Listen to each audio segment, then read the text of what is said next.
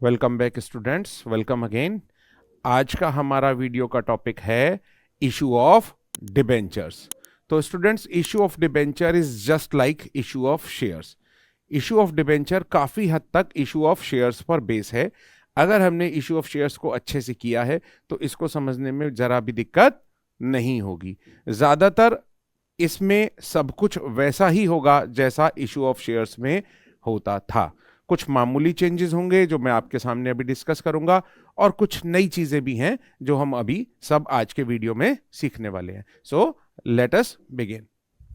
आज का हमारा टॉपिक है इशू ऑफ डिबेंचर्स। तो स्टूडेंट्स, इशू ऑफ डिबेंचर्स, तो डिबेंचर का इशू तीन तरीके का होता है। First, debentures issued to public. Second, debentures issued to vendor. Third is debentures issued to bank. Okay students, तीन तरह का डिबेंचर का इशू हमको पढ़ना है। फर्स्ट है डिबेंचर्स इशूड टू पब्लिक। जैसे हमने पढ़ा था shares issued to public, same उसी तरीके से होगा डिबेंचर्स इशूड टू पब्लिक, लेकिन मामूली चेंज होंगे। तो वो देखते हैं चेंजेस को। यहां पर शुरू करते हैं। सबसे पहले हम शुरू करते हैं debentures issued to public. First entry share में क्या होती थी स्टूडेंट्स? फर्स्ट एंट्री होती थी एप्लीकेशन मनी रिसीव करने की शेयर के केस में, और वो क्या एंट्री होती थी? Bank account debit to share application account. तो यहां पर शेयर एप्लीकेशन अकाउंट नहीं लिखेंगे, हम क्या लिखेंगे? Debenture application account. तो देखिए चेंजेस आपके सामने अब ये आ रहे हैं, debenture application account. Okay students, second entry क्या होती थी? एप्लीकेशन मनी को कैपिटल में ट्रांसफर करने की एंट्री। तो यहां पर क्या होगी? यहां पर सेकंड एंट्री होगी। वहां पर एंट्री होती थी share application account debit to share capital. यहां पर एंट्री होगी डिबेंचर, अब मैं शॉर्ट में लिख देता हूं debenture application account debit to debentures account. Students, यहां पर डिबेंचर कैपिटल वर्ड का यूज नहीं होता है क्योंकि डिबेंचर हमारा कैपिटल नहीं होता है। What is debenture? Debenture is A proof of loan. ठीक है, तो ये हमारी हुई स्टार्टिंग की दो एंट्री। इसके बाद आफ्टर दैट स्टूडेंट्स क्या एंट्री होती थी हमारी? शेयर अलॉटमेंट मनी ड्यू करने की एंट्री होती थी। क्या एंट्री थी? देखिए, इसके बाद एंट्री होती थी share allotment account debit to share capital. लेकिन अब क्या एंट्री हो जाएगी हमारी?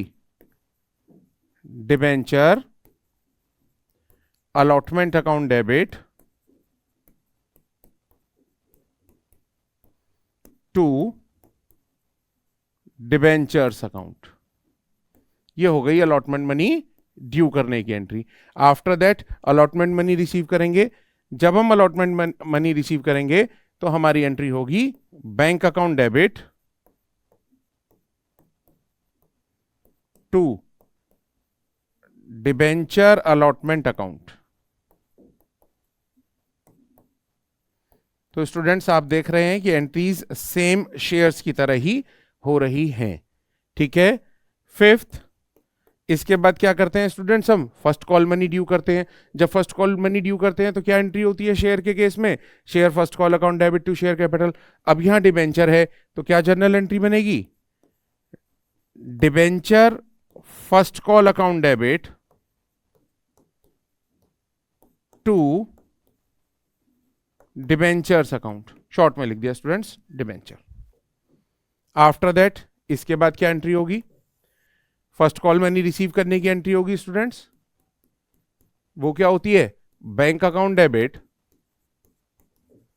टू डिबेंचर फर्स्ट कॉल लिख देंगे। तो आपने देखा कि जर्नल एंट्री ऑलमोस्ट सेम है, कुछ चेंजेस हैं जो हमें करने हैं, वो हमने यहां पर चेंजेस कर दिए हैं।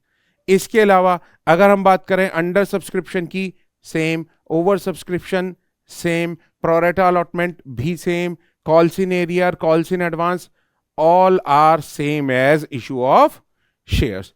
तो फिलहाल हमने बात की, हमने क्या देखा अभी, issue of debentures to the public. इसके बाद हम बात करते हैं issue of debentures to the vendor. Vendor को शेयर कब इशू करते हैं, जब हम कोई असेट्स परचेज करते हैं किसी और कंपनी से और बदले में डिबेंचर इशू करते हैं, तो उसको हम कहते हैं debentures issued other than cash या फिर डिबेंचर्स इशूड टू वेंडर। इसकी जर्नल एंट्री हमें देखनी है अभी। तो देखिए students, debentures issued other than cash की क्या जर्नल एंट्री होंगी, डिबेंचर्स इशूड टू वेंडर भी कह सकते हैं इसको।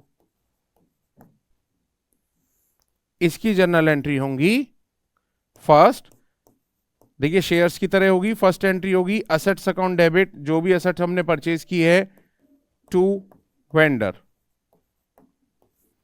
और सेकंड एंट्री होगी वेंडर डेबिट टू डिबेंचर्स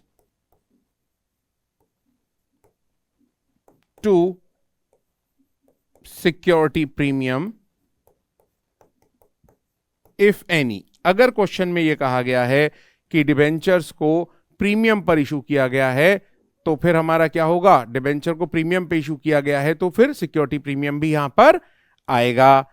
और अगर डिबेंचर को डिस्काउंट पे इशू किया गया है, जो कि पॉसिबल है, तो अगर डिबेंचर को डिस्काउंट पे इशू किया गया है तो यहां पर डिस्काउंट भी डेबिट हो जाएगा, डिस्काउंट अकाउंट डेबिट पूरा लिखेंगे स्टूडेंट्स आप यहां पर, discount on issue of debentures. ठीक है, यहां पर भी हम लिख देते हैं इफ एनी, अगर डिस्काउंट पे इशू किया गया। ठीक है स्टूडेंट्स, और जो हमारा फार्मूला होगा number of shares to be issued वाला, सेम फार्मूला रहेगा, उसको हम बोल देंगे number of debentures to be issued. देखिए स्टूडेंट्स, जब हम फार्मूला लगाएंगे तो फार्मूला हम लगाएंगे number of debentures to be issued is equal to amount to be paid upon issue price. Issue price means अगर प्रीमियम है तो प्रीमियम ऐड करने के बाद, और अगर डिस्काउंट है तो डिस्काउंट लेस करने के बाद जो प्राइस आता है उसे हम इशू प्राइस कहते हैं। ठीक है स्टूडेंट्स, सपोज कीजिए कि आपको 9 लाख रुपीस का पेमेंट करना है जो आपने असेट्स खरीदी है उसके लिए, और 100 रुपीस का एक डिबेंचर है जिस पर 10% डिस्काउंट है, मींस 10 रुपीस की डिस्काउंट है। तो इशू प्राइस कितना हो गया हमारा, ये हो गया इशू प्राइस 90 रुपी। तो हमारा ये डिवाइड करके जो आएगा इसको बोलेंगे हम number of debentures to be issued. ये आ गया हमारा 10,000 डिबेंचर्स, तो हमारा ये आपका 10,000 डिबेंचर के बेस पे हम यहां पर जनरल एंट्री में अमाउंट फिल करेंगे। ठीक है स्टूडेंट्स, एक चीज और जो मैंने अभी यहां पर बताई, डिस्काउंट पर भी डिबेंचर इशू किए जा सकते हैं, तो डिस्काउंट ऑलवेज डेबिट होगा। अगर हम इशूड टू पब्लिक की भी बात करते हैं तो जैसे सिक्योरिटी प्रीमियम हमारा कहां पर होता है, अगर क्वेश्चन में कुछ भी मेंशन ना करे तो हम अलॉटमेंट पे एज्यूम करते हैं, इसी तरीके से अगर डिस्काउंट को भी मेंशन नहीं करे कि किस स्टेज पर है तो हम इसे कहां मानेंगे, हम इसे अलॉटमेंट पर ही एज्यूम करेंगे। और डिस्काउंट डेबिट होगा या क्रेडिट होगा, डिस्काउंट ऑलवेज डेबिट होगा। ठीक है स्टूडेंट्स, डिस्काउंट क्या होगा, हमेशा डेबिट होगा। तो ये हमारा आपने देखा अभी debentures issued to public and debentures issued to vendor. Students आगे चलते हैं, आगे देखते हैं। अभी हम देखेंगे डिबेंचर्स इशूड टू बैंक। भाई डिबेंचर्स बैंक को क्यों इशू किए जाते हैं, डिबेंचर बैंक को इसलिए इशू किए जाते हैं कि सपोज कीजिए आपने बैंक से कोई लोन लिया, और लोन लेने के बाद में आपने कोई प्रॉपर्टी अपनी बैंक के पास में गिरवी रखी होगी, लेकिन बैंक उससे सेटिस्फाई नहीं है। बैंक ने कहा भी आप कुछ और भी गिरवी रखिए कंपनी से, कंपनी ने अपने डिबेंचर बैंक के पास में गिरवी रख दिए as collateral security. Collateral means सहायता के तौर पे, सहायक तौर पे कि भाई चलिए कुछ कमी आपको लग रही है तो हम अपने डिबेंचर भी गिरवी रख देते हैं, तो उसे कहते हैं debentures issued as collateral security. उसकी जर्नल एंट्री अभी हम आपको करके दिखाएंगे, बट एक चीज ध्यान रखिएगा, कोलेटरल सिक्योरिटी के रूप में गिरवी रखे हुए डिबेंचर्स पर कभी भी इंटरेस्ट पे नहीं किया जाता है। Debenture interest is not paid on debentures issued as collateral security. इस बात को आप ध्यान में रखिएगा, ठीक है स्टूडेंट्स। तो debenture issued as collateral security के क्वेश्चन की अगर मैं बात करूं तो इसके क्वेश्चन के सॉल्यूशन में दो मेथड आपको देखने के लिए मिलेंगे। एक जिसमें हम सिर्फ लोन लेने की एंट्री बनाते हैं और कोई एंट्री पास नहीं करते हैं, दूसरा डिबेंचर्स को कोलेटरल सिक्योरिटी के लिए रखने की भी जर्नल एंट्री बनाते हैं। तो स्टूडेंट्स देखिए, अगर मैं बात करता हूं फर्स्ट मेथड की, तो बैंक से लोन लिया सपोज कीजिए आपने, तो जर्नल एंट्री बनेगी bank account debit to bank loan account. ये तो आपकी बन जाएगी लोन लेने की एंट्री, और जितने अमाउंट का आप लोन ले रहे हैं उतने अमाउंट की से ये एंट्री बन जाएगी। सपोज कीजिए आपने 5 लाख रुपीस का लोन लिया, तो ये 5 लाख रुपीस से आपकी जर्नल एंट्री बन जाएगी, ठीक है स्टूडेंट्स। सेकंड एंट्री आपके पास में बनेगी डिबेंचर्स को सिक्योरिटी के रूप में रखने की एंट्री। उसके लिए आपके पास दो ऑप्शन है, बुक में दो ऑप्शन गिवन है। या तो आप नो एंट्री वर्ड का यूज कर सकते हैं, मींस कि कोई भी जर्नल एंट्री आप कोलेटरल सिक्योरिटी के रूप में रखने की नहीं बनाएंगे, या फिर दूसरा ऑप्शन हमारे पास अवेलेबल है। दूसरा क्या ऑप्शन अवेलेबल है कि हम जर्नल एंट्री पास करें, और वो जर्नल एंट्री होती है debenture suspense account debit to debentures account. ये एंट्री होती है स्टूडेंट्स जब हम डिबेंचर्स कोलेटरल सिक्योरिटी के लिए बैंक के पास रखते हैं। यहां पर ध्यान देने वाली बात यह है कि जब आप लोन अपना पूरा कर देंगे और आपके डिबेंचर्स फ्री हो जाएंगे, मींस कोलेटरल सिक्योरिटी से मुक्त हो जाएंगे, तब आप क्या जर्नल एंट्री पास करेंगे? तब आप एक रिवर्स जर्नल एंट्री पास करेंगे। वो एंट्री होगी debentures account debit to debenture suspense account, just opposite of above entry, ठीक है। अब इसमें आपको अमाउंट फिल करके दिखाते हैं। सपोज कीजिए कि आपने 6 लाख रुपीस के डिबेंचर एज कोलेटरल सिक्योरिटी रखे हैं, तो ये एंट्री आपकी 6 लाख रुपीस से होगी।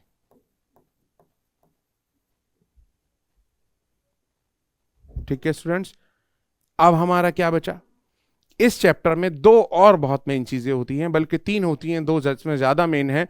एक है बेटा debentures issued considering the terms of redemption. तो स्टूडेंट्स इसको देखते हैं अभी। Debentures issued considering the terms of redemption.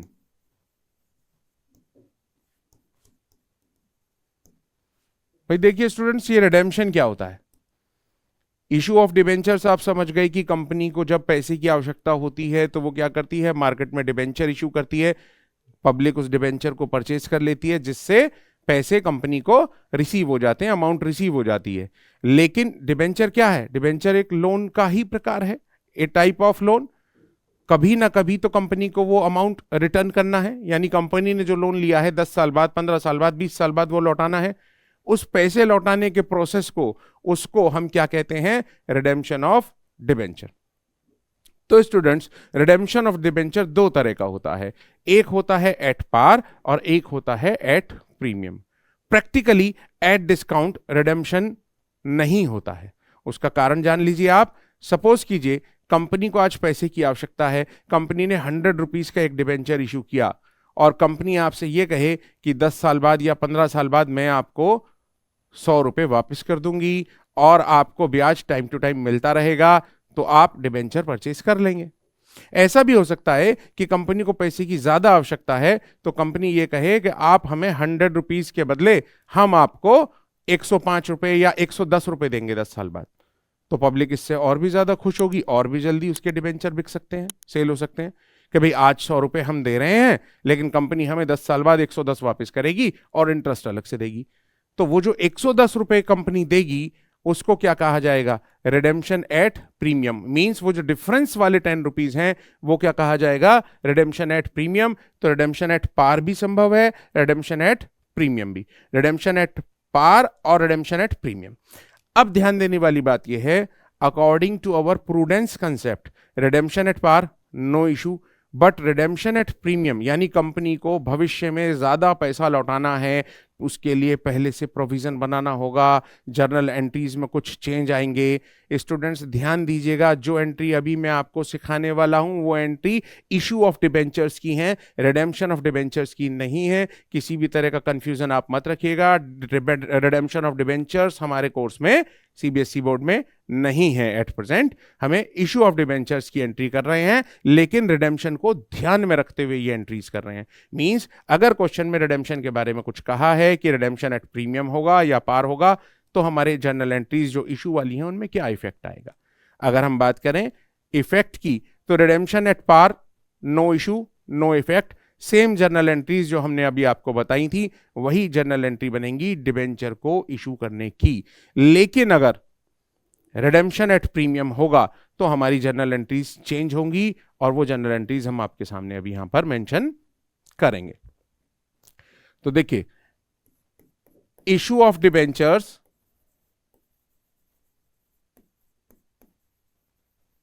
while redemption at premium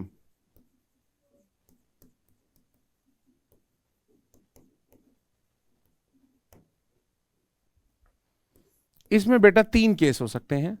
first, when debentures are issued at par.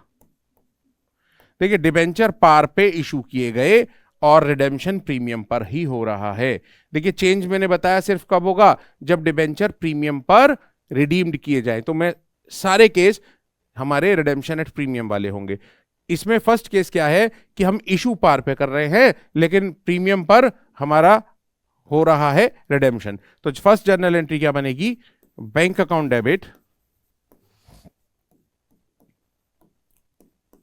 To debenture application account, and second entry debenture application account debit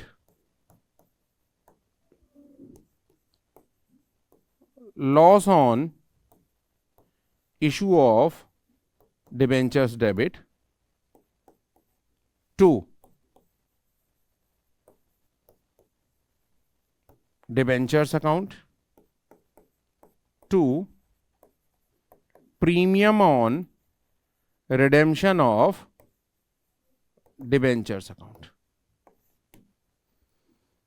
तो students, इसमें amount कैसे fill की जाएगी ये देखते हैं। अभी 100 rupees का डिबेंचर है, 100 रुपीज पे इशू किया है, तो हमारे पास कितने रुपीज आएंगे, 100। मींस ये फर्स्ट एंट्री 100 रुपीज से बनेगी। ठीक है स्टूडेंट्स, अब मान लीजिए, एज्यूम कर लीजिए कि 5% प्रीमियम ऑन रिडेम्पशन है। ऐसा हम एज्यूम कर लेते हैं कि 5% प्रीमियम ऑन रिडेम्पशन है। इट मींस 100 का 5% कितना हुआ, 5 रुपीज। मींस 5 रुपीज आएगा लॉस ऑन इशू के आगे और 5 रुपीज आएगा premium on redemption of debenture के आगे। तो लॉस ऑन इशू और प्रीमियम ऑन रिडेम्पशन के आगे हमेशा सेम अमाउंट आती है स्टूडेंट्स, ध्यान दीजिएगा। और डिबेंचर 100 रुपीज का है, 100 यहां आएगा। इस तरीके से हम इस एंट्री को फिल करेंगे। अब अगर हम बात करें when, second case, when debentures are issued at discount. अगर हम डिबेंचर्स को डिस्काउंट पर इशू करते हैं, ठीक है स्टूडेंट्स, तो चेंज आएगा थोड़ा सा, देखते हैं। फर्स्ट एंट्री क्या बनेगी, फर्स्ट एंट्री बनेगी bank account debit to debenture application account same as before. ठीक है। सेकंड एंट्री क्या बनेगी स्टूडेंट्स, सेकंड एंट्री बनेगी debenture application account debit, loss on issue of debentures debit to debentures account to premium on redemption of debentures account। देखिए entry students, entry आपको same नजर आ रही होगी, लेकिन अमाउंट कैसे फिल करनी है अभी बताते हैं। सपोज कीजिए मैं ये मानकर चल रहा हूं कि डिस्काउंट जो है वो 2% है, ठीक है स्टूडेंट्स। तो हमारे पास में कितना अमाउंट रिसीव होगा, हमें 100 रुपीज का डिबेंचर है, 2 रुपीज की डिस्काउंट दे दी तो हमें कितने रुपीज मिलेंगे, 98। यानी ये फर्स्ट एंट्री कितने रुपए से बनेगी, 98 से। अब ये 98 यहां पर आएगा, डिबेंचर कितने रुपए का था, 100 रुपीज का, डिस्काउंट कितनी दी, 2 रुपीज की। वो डिस्काउंट स्टूडेंट हमारे लॉस ऑन इशू में आएगी, ठीक है। और वो जो 5 रुपीज का हमारा प्रीमियम है, जो हमने एज्यूम किया था कि 5% मींस 5 रुपीज चला आ रहा है, प्रीमियम ऑन रिडेम्पशन में आएगा 5 रुपीज, लॉस ऑन इशू में 5 रुपीज, टोटल होके 7 रुपीज। और ये अमाउंट जो है आपके सामने है कि किस तरीके से हमें इस अमाउंट को फिल करना है। यहां पर एक चीज और है स्टूडेंट्स, अगर आप चाहें तो लॉस ऑन इशू के साथ साथ आप discount on issue of debentures भी डेबिट कर सकते हैं। यानी आपके पास ये ऑप्शन है कि आप चाहें तो discount on issue of debentures भी डेबिट कर सकते हैं। इन दैट केस क्या होगा, इन दैट केस होगा स्टूडेंट्स कि आपका यहां पर आएगा 5 रुपीज लॉस ऑन इशू वाली अमाउंट और डिस्काउंट में आएगा 2 रुपीज। ये मैंने अलग कलर से आपको शो कर दिया, दिखाई दे रहा होगा ठीक से। अगर discount on issue of debentures है तो हम 2 एंट्री पास कर सकते हैं, मतलब या तो हम लॉस ऑन इशू में सारा अमाउंट 7 रुपीज लिख सकते हैं, या फिर लॉस ऑन इशू और डिस्काउंट ऑन इशू अलग अलग भी हम अमाउंट लिख सकते हैं और अलग अलग ये मेंशन कर सकते हैं, ठीक है स्टूडेंट्स। अब हम बात करते हैं आगे थर्ड केस की। हमारा थर्ड केस है when debentures are issued at premium. जब डिबेंचर को प्रीमियम पर इशू किया जाए, उस केस में एंट्री होगी bank account debit to debenture application account, debenture application account debit, loss on issue of debentures account debit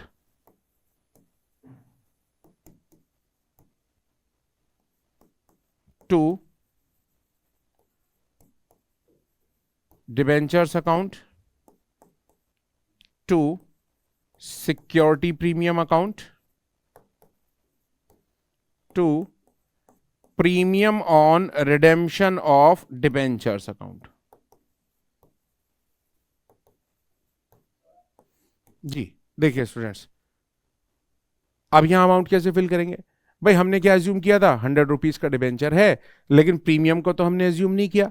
मान लीजिए सिक्योरिटी प्रीमियम है क्वेश्चन में 10%, तो 100 रुपीज का 10% कितना हुआ, 10 रुपीज। 100 रुपए का डिबेंचर 10 रुपए के प्रीमियम पे इशू किया तो कितना रुपए मिलेंगे हमको, 110, यानी 110 रुपए हमको रिसीव होंगे। 110 यहां लिखेंगे, 110 ही यहां लिखेंगे। डिबेंचर 100 रुपीज का है तो डिबेंचर्स के आगे 100 रुपीज, प्रीमियम हमारा सिक्योरिटी प्रीमियम कितना है, 10। ये इस तरीके से अमाउंट फिल होगी। और हमारा लॉस ऑन इशू जो हमने 5 रुपीज एज्यूम कर रखा है वो हमारा 5 रुपीज ही रहेगा। तो स्टूडेंट्स हमने देखा अभी कि डिबेंचर्स का issue considering the terms of redemption बहुत इंपॉर्टेंट क्वेश्चन है बोर्ड के पॉइंट ऑफ व्यू से। इसका जो क्वेश्चन है वो पास्ट ईयर्स में, पास्ट कुछ सालों में बहुत ज़्यादा देखा गया है। डिबेंचर का टॉपिक हमारा बहुत सिंपल टॉपिक है। कुछ क्वेश्चंस में शेयर्स और डिबेंचर में चॉइस आती है, तो आप कोशिश कीजिएगा कि अगर आप डिबेंचर का क्वेश्चन पकड़ते हैं तो आपको उससे समय कम लगेगा और आपका टाइम भी बचेगा। टाइम बहुत क्रूशियल होता है, बोर्ड का अकाउंट्स का पेपर बड़ा लेंथी होता है, वो पेपर सभी स्टूडेंट्स उसे पूरा 3 घंटे में नहीं कर पाते, तो टाइम मैनेजमेंट भी एक बड़ी चीज है। उसके लिए मैं आपको बताता हूं कि अगर शेयर और डिबेंचर का क्वेश्चन चॉइस में है और आपको लगता है कि डिबेंचर का क्वेश्चन आप इजीली और जल्दी कर लेंगे, तो डिबेंचर को आप चूज कर सकते हैं ऑप्शन में। ठीक है स्टूडेंट्स, इसके आगे अगर हम बात करते हैं डिबेंचर इंटरेस्ट की, भाई इंटरेस्ट जो है, डिबेंचर इंटरेस्ट की क्या जर्नल एंट्री होती है और कैसे कैलकुलेट किया जाएगा, ये और आपको बताते हैं अभी। देखिए, अगर हम बात करते हैं डिबेंचर इंटरेस्ट की, तो पहली बात तो ये कि debenture interest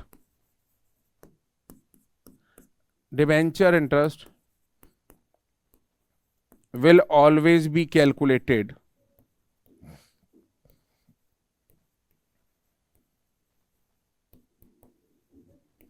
on the face value of debentures.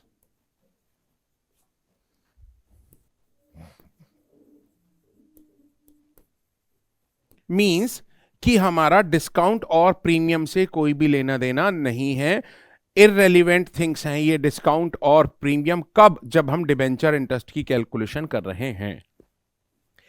Second जो मेन पॉइंट आपको ध्यान देना है कि डिबेंचर इंटरेस्ट क्वेश्चंस में मेनली हाफ ईयरली कैलकुलेट करना होता है, हाफ ईयरली इसका पेमेंट होता है इंटरेस्ट का। हाँ, एनुअली भी हो सकता है और किसी और टाइप से भी क्वेश्चन में गिवन हो सकता है, बट मेनली क्या होता है, ये हाफ ईयरली इसका पेमेंट होता है। ठीक है स्टूडेंट्स, तो डिबेंचर इंटरेस्ट की अगर बात करें जर्नल एंट्रीज की, तो सबसे पहले जो फर्स्ट एंट्री होती है वो होती है students debenture interest account debit. ये इंटरेस्ट को मैंने शॉर्ट में यहां INT लिख दिया है। टू डिबेंचर होल्डर्स अकाउंट, ये है डिबेंचर इंटरेस्ट को ड्यू करने की entry. After that debenture interest का पेमेंट किया जाता है, तो सेकंड एंट्री होती है debenture holders account debit to bank account. तो फर्स्ट एंट्री हुई ड्यू करने की और सेकंड एंट्री हुई हमारी पेमेंट करने की। और थर्ड एंट्री होती है, बेटा आपको मालूम है डिबेंचर इंटरेस्ट एक नॉमिनल अकाउंट है और नॉमिनल अकाउंट को कहां ट्रांसफर किया जाता है, प्रॉफिट एंड लॉस अकाउंट में। तो हमारी थर्ड एंट्री होगी profit and loss account debit to debenture interest account. Okay, और लास्ट टॉपिक है हमारा इस चैप्टर का, जिसमें हमें सीखना है राइट ऑफ करना। राइट ऑफ हमारा loss on issue of debentures, कि हम loss on issue of debentures जो हमारा जर्नल एंट्री में आया है उसे राइट ऑफ कैसे करेंगे। उसे राइट ऑफ करने के लिए हमारे पास में हमें ध्यान देना है कि ये हमेशा सिक्योरिटी प्रीमियम से राइट ऑफ करना है। If security premium is not in the question then we can use profit and loss account. ठीक है, लेकिन प्रायोरिटी किसको देनी है? सिक्योरिटी प्रीमियम को, because security premium is a capital nature profit और loss on issue of debenture is a capital nature loss, और any capital nature loss should be adjusted या set off with any capital nature profit, ये हमारा companies act कहता है। तो हमें करना क्या है, हमें सिक्योरिटी प्रीमियम से ही राइट ऑफ करना है। जैसे देखिए, और जर्नल एंट्री क्या होगी, वो होगी security premium account debit profit and loss account debit to loss on issue of debentures. Students, इसकी ना मैं सही से आपको अमाउंट लिख के अभी बताता हूं कि कैसे आपको करना है। सपोज कीजिए कि 10,000 रुपीज का हमारा loss on issue of debenture है और क्वेश्चन में हमें सिक्योरिटी प्रीमियम जो दिया हुआ है, सिक्योरिटी प्रीमियम वो कितना दिया हुआ है, 12,000 रुपीज। तो हमारा loss on issue of debenture कितना है, 10,000। तो हमें कितना राइट ऑफ करना है, 10,000। तो यहां पर क्या लिखेंगे students, only 10,000। In that case profit and loss को नहीं लिखेंगे भाई, इसको नहीं लिखेंगे उस केस में। ठीक है। सपोज कीजिए, अब मैं दूसरा केस लेकर चलता हूं, ये फर्स्ट केस हो गया। सेकंड केस हम लेकर चलते हैं कि सिक्योरिटी प्रीमियम क्वेश्चन में गिवन है ओनली 6,000 रुपीज। तो इन दैट केस हमें क्या करना होगा कि भाई सिक्योरिटी प्रीमियम हमारे पास सिर्फ 6,000 ही है, तो हमें इसे 6,000 लेना होगा, बचा हुआ 4,000 हमें प्रॉफिट एंड लॉस से ही लेना पड़ेगा। तो प्रायोरिटी सिक्योरिटी प्रीमियम को देनी है, और अगर सिक्योरिटी प्रीमियम नहीं है या कम अमाउंट से अवेलेबल है तो हम प्रॉफिट एंड लॉस की मदद भी इसको ले सकते हैं। ठीक है स्टूडेंट्स, तो आज के हमारे वीडियो में हमने देखा debentures issue to public, debentures issue to vendor, debentures issue to bank. इसके बाद हमने देखा कि issue of debentures considering the term of redemption. इसके बाद डिबेंचर इंटरेस्ट को सीखा, और हमने क्या सीखा, हमने देखा कि कैसे राइट ऑफ होता है loss on issue of debentures. तो ये पूरे चैप्टर का रिवीजन हमने आज की वीडियो में करा दिया। Thank you students.